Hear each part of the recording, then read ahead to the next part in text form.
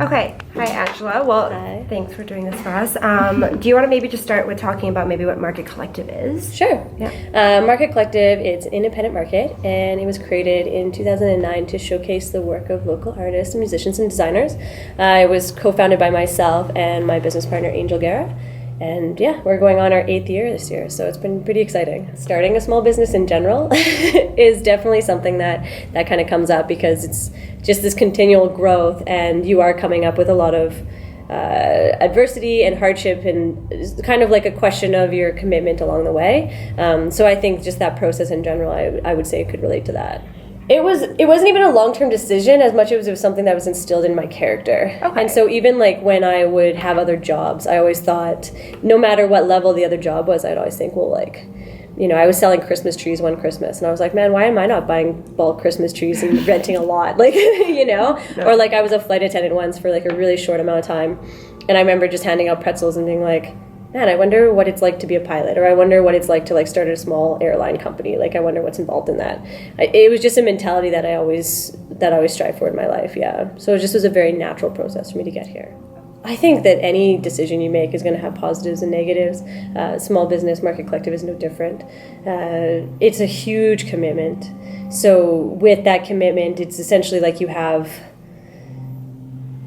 there's a lot of give and take. So with your own personal relationships, there's a lot of time commitment that you have when you're starting a small business, and I think that puts a lot of pressure on your relationships.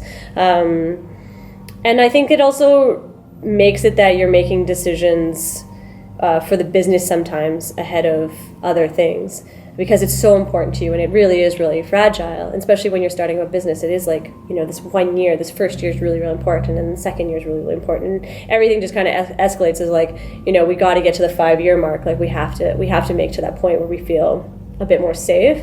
And so for those 5 years, you're making some pretty hard decisions for the company. I don't think so, because I don't really live with regrets. So I feel like anything that I'm at right now, any point that I'm at, is where I'm supposed to be because those are the decisions I made. So I would confidently say no to that. I'm glad where I am, yeah, and how I got here. You get so invested. Okay. Yeah, you get so invested, and through that investment, especially when it's just a small business amongst like a bigger community, I think it takes a lot of your self-identity to kind of be incorporated into that space. And so for me, there was never a time where I felt like I could step back, because I really didn't want to put so much of myself into something, and so much of like my commitment and so much of my sacrifice into something, and then step away and feel like it's not going to be sustainable. So there was a constant pressure for me throughout to not so much to like step back and hope that it's sustainable, but stay long enough to feel confident that it will be sustainable. And that's kind of the place I'm at right now. Oh yeah, 100%. Yeah, 100%. I love the Market Collective. I think it's provided me with so much.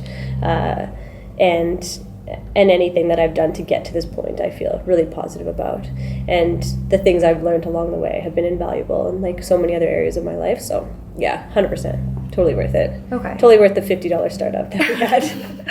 Surprisingly. Oh wow. Just okay. $50. You know, I think in this day and age, there is like such, like how we were talking about like the literal sense of that statement, and I think that just the way that everyone lives their lives, and especially with the incorporation of the internet, there is like always going to be this escalation of commitment, because you're just packing so much more into your days with that.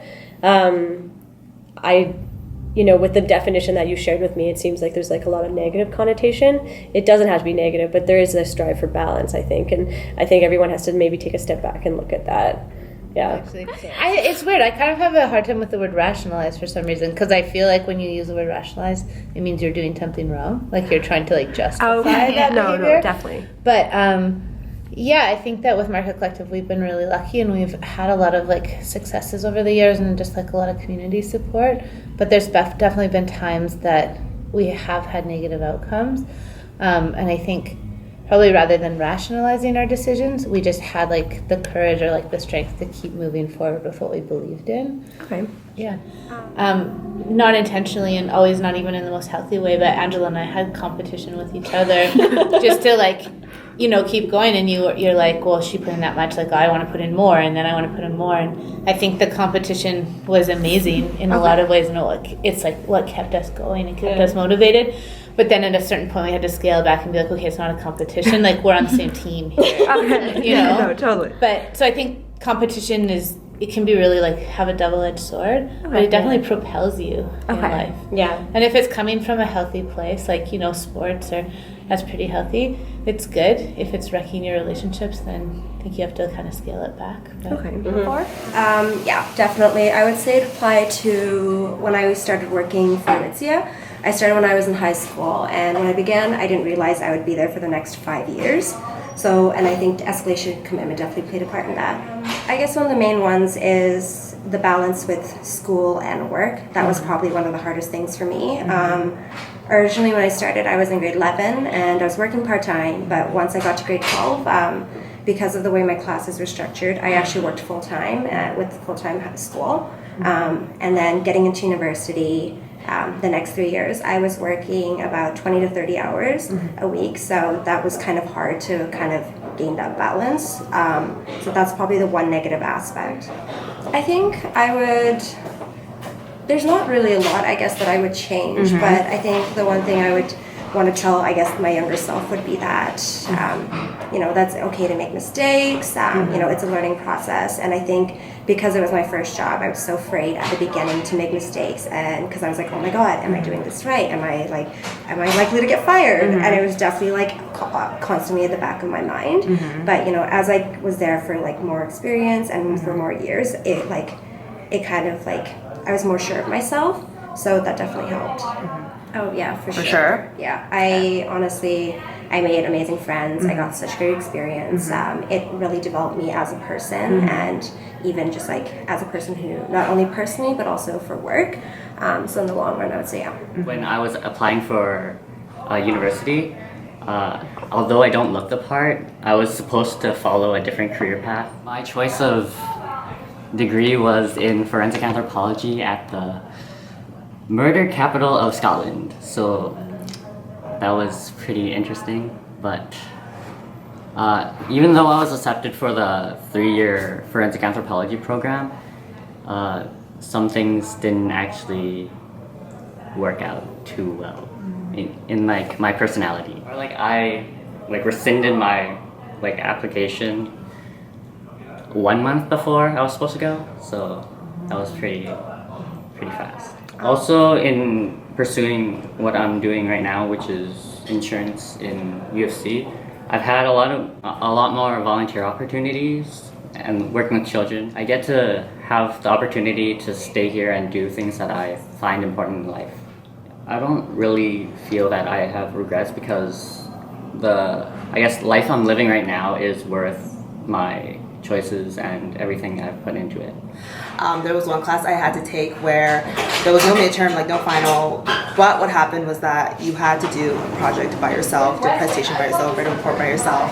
You know, I ended up choosing my topic and I was confident about it, but kind of about halfway through, I was thinking of changing. I started to have doubts about it. Like I just wanted to get it over with almost, and I felt like I already it's almost the end of semester, like there's no point in changing it, kind of like let's just at least pass this class, like get it over with and let's see if it will pay off. So I kind of just followed through with it, and the time.